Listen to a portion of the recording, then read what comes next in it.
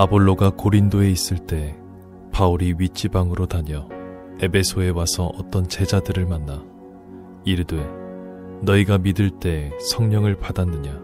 이르되 아니라 우리는 성령의 계심도 듣지 못하였노라. 바울이 이르되 그러면 너희가 무슨 세례를 받았느냐? 대답하되 요한의 세례니라. 바울이 이르되 요한이 회개의 세례를 베풀며 백성에게 말하되 내 뒤에 오시는 이를 믿으라 하였으니 이는 곧 예수라 하거늘. 그들이 듣고 주 예수의 이름으로 세례를 받으니 바울이 그들에게 안수하매 성령이 그들에게 임하심으로 방언도 하고 예언도 하니 모두 12사람쯤 되니라. 바울이 회당에 들어가 3달 동안 담대히 하나님 나라에 관하여 강론하며 권면하되 어떤 사람들은 마음이 굳어 순종하지 않고 무리 앞에서 이 도를 비방하거늘 바울이 그들을 떠나 제자들을 따로 세우고 두란노 서원에서 날마다 강론하니라.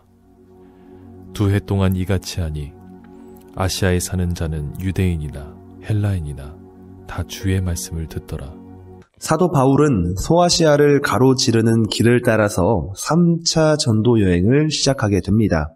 안디옥을 기준으로 북서쪽으로 갈라디아와 부르기아 지방을 거쳐서 소아시아의 가장 서쪽 도시에 해당하는 에베소에 도착하게 됩니다. 참고로 이 에베소는 바울이 오랜 기간 머물면서 복음 전파 사역을 한 도시이면서 그가 에베소에 머물면서 고린도 교회가 처한 어려운 문제들에 대해서 권면하여 편지로 쓴 것이 고린도 전서였고 훗날에 바울이 로마 감옥에 갇혀 있으면서 에베소 교회를 향해 편지를 쓴 것이 에베소서라는 성경이라 말할 수 있습니다. 바울은 에베소에 도착하자마자 어떠한 제자들을 만나게 됩니다.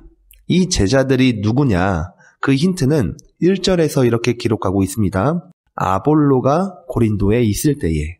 사도행전의 저자는 당시 고린도에 있던 아볼로를 언급함으로써 이 제자들이 어떤 제자들인지 힌트를 주고 있습니다.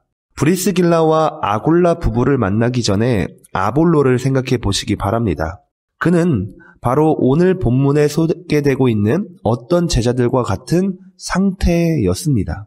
따라서 아마도 이 제자들은 아볼로와 같이 공부한 제자들이라고 생각해 볼 수 있으며 그렇기 때문에 이 제자들 역시도 요한의 세례만 알고 있는 한계점을 보여주고 있다고 생각해 볼 수 있습니다. 그래서 사도 바울은 그들에게 요한의 세례가 아닌 예수의 세례, 곧 성령 세례에 대해서 가르치고 그들에게 예수의 이름으로 세례를 행하게 됩니다. 4절부터 보시면 바울이 이르되 요한이 회개의 세례를 베풀며 백성에게 말하되 내 뒤에 오시는 이를 믿으라 하였으니 이는 곧 예수라 하거늘. 그들이 듣고 주 예수의 이름으로 세례를 받으니 바울이 그들에게 안수하매 성령이 그들에게 임하심으로 방언도 하고 예언도 하니 모두 12사람쯤 되니라고 기록하고 있습니다. 요한이 행한 세례는 회개는 있습니다. 그러나 성령과는 연결되지 않습니다. 현재 에베소의 제자들이 바로 그러한 상태입니다. 그렇기 때문에 그들은 진정한 세례인 예수의 이름으로 다시 세례를 받게 되자 성령을 받게 되고 예루살렘의 오순절이나 가이사랴의 고넬료의 집에서와 같이 그들의 입에서 방언도 나오고 예언도 나오게 된 것입니다. 그렇게 브리스길라와 아굴라 부부가 아볼로를 도운 것처럼 바울도 에베소의 제자들을 진정한 구원의 길로 안내하게 되었던 것입니다.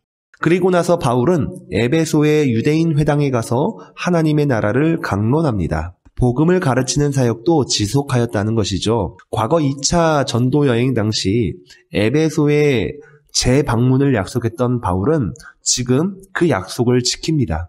물론 바울이 복음을 가르치면서 말씀을 가르치고는 있지만 결코 바울과 섞일 수 없는 유대인들이 에베소에도 있었고 그래서 그들은 마음을 강팍하게 먹으면서 복음을 듣지 않고 바울을 비방하게 됩니다. 결국 바울은 회당에서 말씀을 선포하는 일을 멈추고 두란노 서원으로 몸을 옮겨서 그곳에서 복음을 가르치게 됩니다. 이 두란노 서원은 유대인의 회당과는 다르게 복음을 사모하는 사람들, 복음을 듣고자 하는 제자들이 구별되어 모이게 되었으므로 교회적인 모임의 성격이 더 분명해지게 된 것입니다. 일종의 교회라는 것이죠.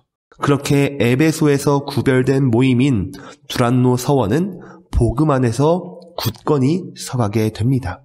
그렇게 바울은 에베소에서 제자들을 세우고 그들과 함께 두란노 서원의 모임으로 복음 안에서 성장해 나갔던 것입니다. 우리가 매일 모이는 이 큐티 채널도 어쩌면 제가 가르치는 고등부 학생들과 또한 교사들 외에도 불특정 다수가 모인 두란노 서원과 같은 공동체가 되기를 소망합니다. 이 모임은 세상과는 분명히 구별되었고 또한 하나님의 말씀을 사모하여 매일 주님 앞에 나아가는 모임입니다.